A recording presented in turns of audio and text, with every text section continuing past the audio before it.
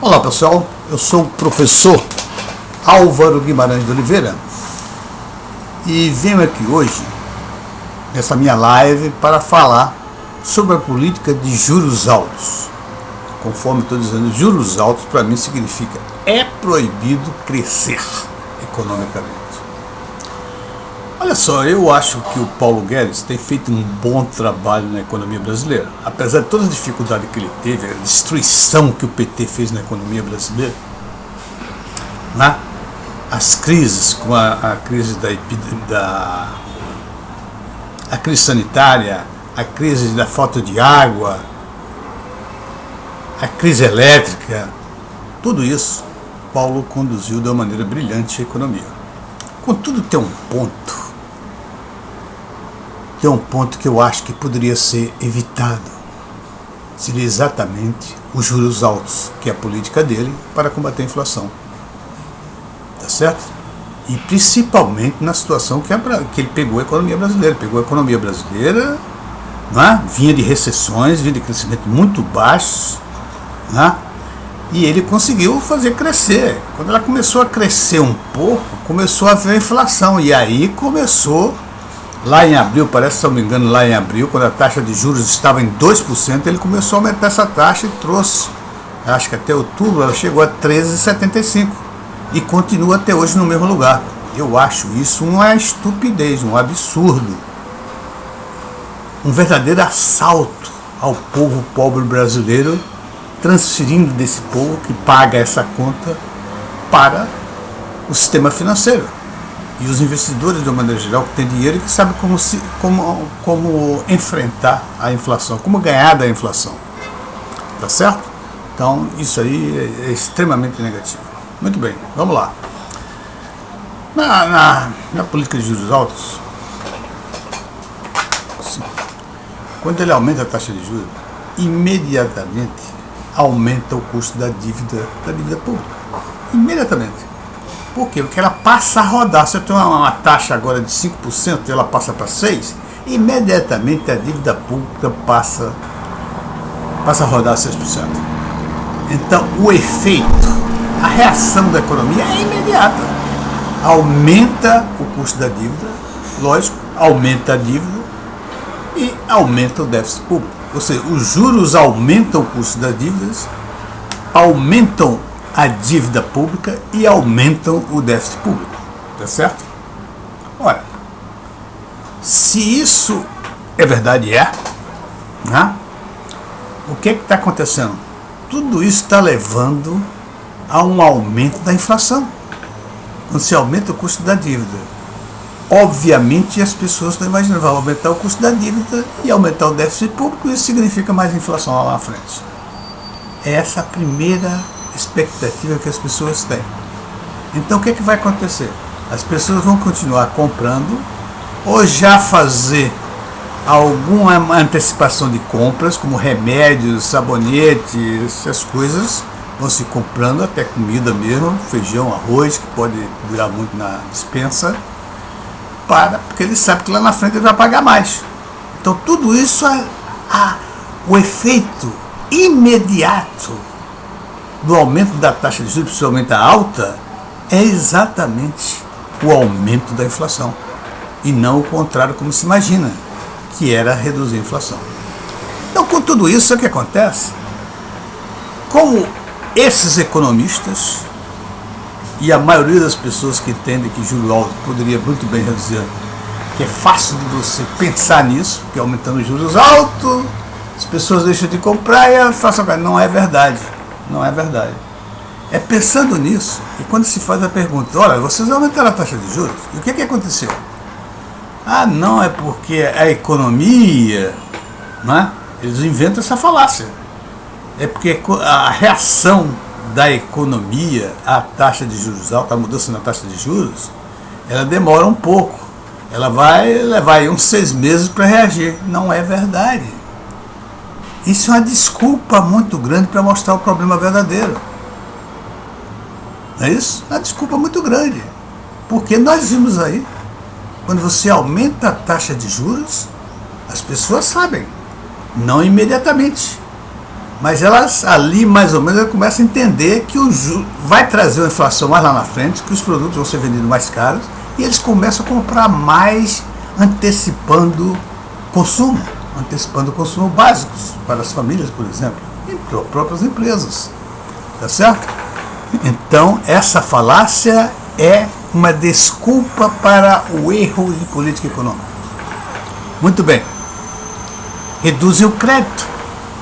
Os juros grandes, altos, reduzem o crédito. Reduzindo o crédito, imediatamente, ao reduzir o crédito, o que é que faz? Reduz os investimentos privados. A redução do crédito emplaca no consumo. O consumo diminui, mas também impactam nos investimentos produtivos, reduzindo o quê? A produção, a oferta de mercadoria.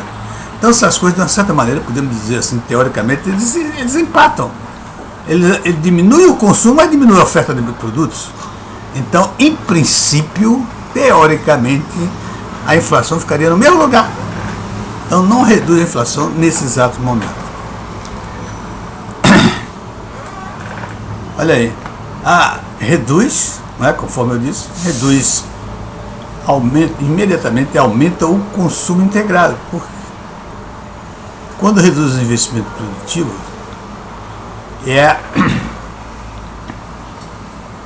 aumenta o consumo nesse sentido, porque as pessoas começam a antecipar as suas compras, porque eles sabem que lá na frente vai ser mais caro aqueles produtos. As empresas também fazem isso, elas começam a comprar os bens necessários, máquinas, equipamentos, etc. tal, porque sabem que vai ser mais caro lá na frente. Então isso aumenta o consumo. Tá certo? E aumentando o consumo, o que significa? Aumenta a inflação. Muito bem. Outro efeito é que o aumento da taxa de juros efetivamente aumenta investimentos financeiros.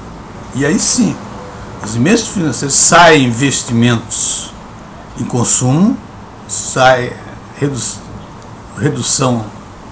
há uma redução de consumo, cujo recurso vai para se aplicar no mercado financeiro, porque a taxa de juros agora está mais alta.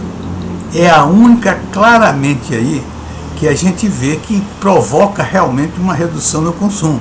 É o único efeito que a gente vê aí. Mas tudo isso, não é? O aumento no investimento significa uma redução de consumo, uma redução de produção. E tudo isso, evidentemente, é o quê? É a redução do crescimento econômico. E, eventualmente, se a taxa for mais excessiva e mais duradoura do que o previsto, ela vai provocar recessão. Quer dizer, o prejuízo de uma taxa de juros alta, da política de juros alta para combater a inflação, é grande, não é pequeno, não é grande. E, principalmente, eu vou trazer aqui uma conclusão. Os juros altos não traz nenhuma vantagem para a economia que cresce pouco, ou muito pouco, como a do Brasil. Na realidade, existe muito isso em economia. Os economistas, por exemplo, no tempo de Keynes dizia, olha só, aumentar o déficit público é bom. É bom para o quê? Para os países que estavam em recessão. Então, isso veio para frente, os economistas, aumentar o déficit público é bom para o crescimento. Não é verdade. É bom quando a economia tem recessão, aumenta-se o déficit público. Mas quando a economia está em crescendo desenvolvimento, não é bom aumentar o déficit público. Tá certo? Então, toda vez que você pensar numa política, tem que pensar o momento. Essa política de juros altos, qual é o momento dela? Quando a economia estiver crescendo aceleradamente. Ela tem efeito. Tem os mesmos efeitos negativos que tem aí. Mas como a economia está acelerando muito e a economia está forte, ela reduz o crescimento, não causa grandes problemas ao povo e ao país. Tá certo? Então, uma das coisas que a gente vê aqui é uma distorção brutal que essa política faz na distribuição de renda em favor dos mais ricos. De fato, um verdadeiro assalto financeiro aos mais pobres. Porque quem paga a taxa de juros altos, o que acontece? A taxa de juros altos, aumentando a taxa de juros altos, Daqui a pouco, não é? Está aumentando o preço, etc. Quem é que paga isso? Quem paga isso é o povo que não sabe, aumenta a inflação, aliás, e quem paga é o povo que não consegue se livrar da inflação. E quem ganha? Quem ganha são os investidores, são o sistema financeiro. É um sistema financeiro que é altamente beneficiado com a política de juros altos. Os juros altos não destrói parcialmente a economia para reduzir o crescimento econômico. Os juros altos, a política de juros altos destrói parcialmente a economia para reduzir o crescimento econômico. Que vantagem tem nisso, reduzir o crescimento econômico? Qual é a vantagem que tem nisso? E então parar o crescimento da inflação. Tá certo, tem que baixar a inflação. Mas será que não tem outras maneiras de baixar a inflação? Tá certo? Por que então essa obsessão por essa estratégia? Essa estratégia é extremamente, se você analisar calmamente, perceber, isso é um assalto. É um assalto, é uma proteção dos mais ricos, é a proteção do sistema financeiro. Por quê? Porque veja só, o sistema financeiro se beneficia, a distribuição de renda. O sistema financeiro imediatamente aumenta a taxa de juros, ele passa a ganhar mais dinheiro. E quem paga? Aqueles pobres que estão lá pagando a inflação e não tem como compensar disso. Tem as pessoas também que por instrução, educação, né, elas conseguem saber como ganhar dinheiro com a inflação alta, como se proteger da inflação. Também são beneficiados nisso. Tá certo? E outra coisa, existe quase que um consenso que a taxa de juros altos acaba com a inflação. A taxa de juros altos não acaba com a inflação como nós vimos aí. Ela simplesmente quebra a economia. É como se estivesse dando uma dose de remédio que matasse o paciente para reduzir a febre. É isso que está acontecendo. Você vê sempre na política de juros altos, sempre, nos primeiros 3, 4, 5, 6 meses, a economia não reage. Claro que não reage. A inflação, ela está aumentando a inflação nesses primeiros 6 meses. Para depois então começar, como no Brasil agora está acontecendo isso. O Brasil no próximo ano não vai crescer. Esse crescimento que vai haver de 3,2 não vai crescer, porque a taxa de juros está lá em cima há muito tempo. Quase que o ano todo, desde abril parece, começou a subir, chegou a 3,75 e está aí. E vai continuar, me parece, numa altura inviável para a economia crescer. E o que acontece? Vai diminuir a economia, o crescimento da economia. E quem paga? Os mais pobres, gente. Sempre vão pagar os mais pobres. Então, olha só. Se eu estou falando contra a alternativa de juros altos, né? Juros menores do que... Eu sugiro uma alternativa.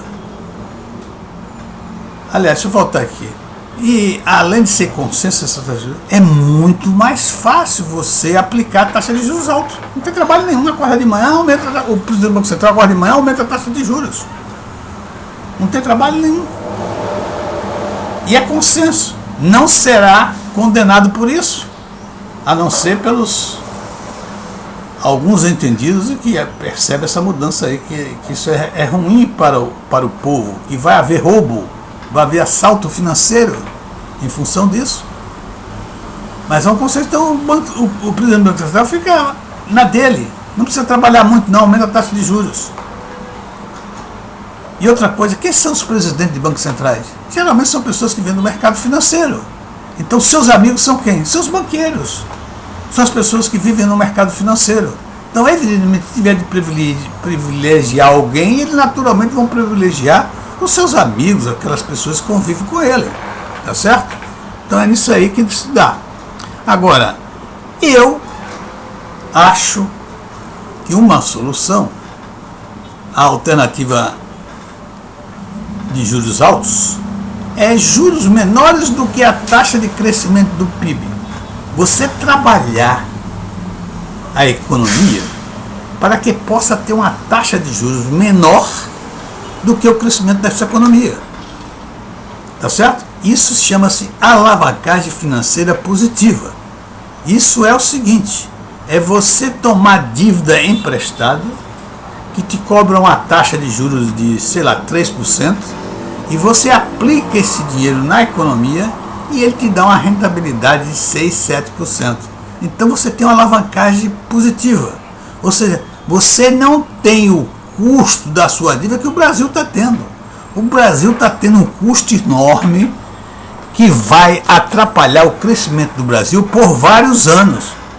Porque, olha só, é 6,75 de juros reais que o Brasil paga sobre a sua dívida. Agora, vamos observar o seguinte, os Estados Unidos, desde o início do século passado, ele teve essa política, aplicou uma política de juros menores do que a taxa de crescimento. Sempre estava com a taxa de juros menor que a taxa de crescimento da economia americana. O que é que significa isso? Que a dívida que ele toma emprestado, ele não tem custo fiscal sobre ela. Ao contrário, ela traz resultados para aumentar o crescimento da economia. Por isso que os Estados Unidos trabalham com dívidas enormes, 150% do PIB, e não tem problema nenhum. Assim como o Japão. O Japão faz a mesma coisa. O Japão sempre tem taxa de juros menores do que a taxa de crescimento da economia. Por isso que ele aguenta uma dívida de 250%, não tem problema nenhum, porque ela se paga automaticamente. Ela traz dinheiro para a economia, que será aplicado na economia, que vai pagar a dívida.